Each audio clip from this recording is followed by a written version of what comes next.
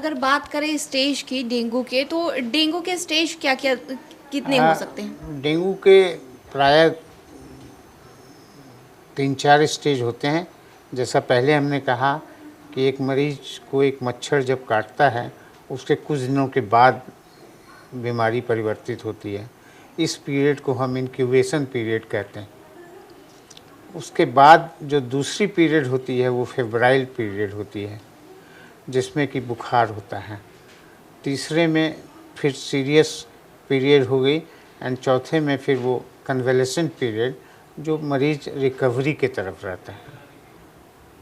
अगर इसी में डेंगू में कोई मरीज़ सीरियस हो जाता है, तो वो किस तरीके से जब वो हॉस्पिटल जाता है, तो उस वहाँ किस तरीके से ख़्याल रखने की ज़रूरत है, और वो वहाँ पे किस-किस चीज़ की समस्याएँ ज़्यादा होने लगती है जब वो एक हॉस्पिटल में एडमिट होने के कगार पर आ जाता है? जैसा हमने पहले भी आपको बताया है अभी कि वार्निंग साइंस को हमें हमेशा देखते रहना चाहिए। खासकर वैसे मरीज को जो डेंगू से एक बार हुआ, ठीक हो गया और उसके 24 से 48 घंटे के बाद फिर उसे उसी तरह का सिम्टम होने लग गया, और जो वार्निंग साइंस हमने बताया है वो सब होने लग गए। जैसा कि वही म्यूकोसल ब्लीड, पानी का जमा होना, पेशेंट रेस्टलेस, डिलीरियस हो जाना, एब्डोमिनल पेन, नौसिया या परसिस्टेंट वॉमिटिंग, ये जैसे ही हों वो राइट टाइम है कि पेशेंट शुड बी हॉस्पिटलाइज्ड। और तब हम लोग पूरी जांच करते हैं, लेबॉरेटरी इन्वेस्टिगेशन सब तरह का। खासकर प्लेटलेट्स की मात्रा ऐसे हम लोग नॉर्मली 1.5 लाख से 6 लाख तक कहते हैं, 4 लाख तक कहते हैं। लेकिन अगर वो 30,000 से कम होती है तो हमारा चिंतित हो जाना स्वाभाविक है। और ख़ासकर डेंजर मार्क प्राय 10,000 तक है कि 10,000 के नीचे होने के बाद तो बहुत ही घातक हो सकता है।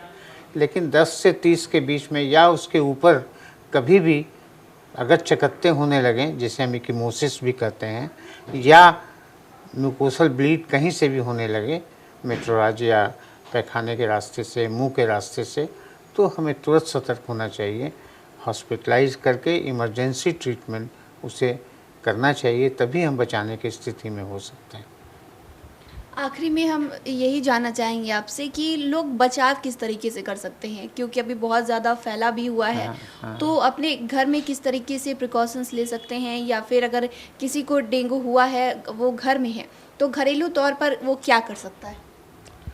जहाँ तक बचाने का सवाल है, हम लोग बराबर ही कहते हैं prevention is always better than cure.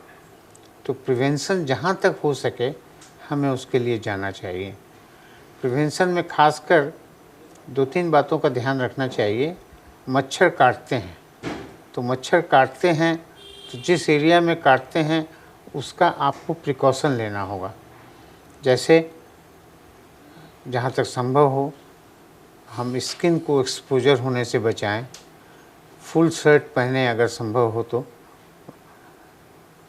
दूसरा, रिपेलेंट जो होता है मॉस्किटो रिपेलेंट, वो शरीर पर लगा के रखें, या वातावरण में जो हम लोग मॉस्किटो रिपेलेंट लगाते हैं वो रखें। सरकारी संसाधनों के द्वारा जो हम फॉगिंग वगैरह करवाते हैं वो उस एरिया में ज़रूर हो। इसके अलावे अब मच्छर ब्रीड कहाँ करता है? ये तो एक हुआ कि मच्छर हुआ, वो हमको काटा और हम उसको बचाओ। मच्छर ब्रीड जहाँ करता है उसको हम हटाने की कोशिश करें। एंड यूजुअली देखा गया है कि ये स्टैग्नेंट वाटर में ब्रीड करता है। इससे जहाँ भी पानी जमा हो, टायर में देखते हैं, फूल के पौधों के गमले में देखते हैं, या कोई बर्तन में देखते हैं, टब में देखते हैं, वो सबको हमको स्टैग्नेंट वाटर को नहीं रहने देना चाहिए, उसे तुरंत हटा देना चाहिए।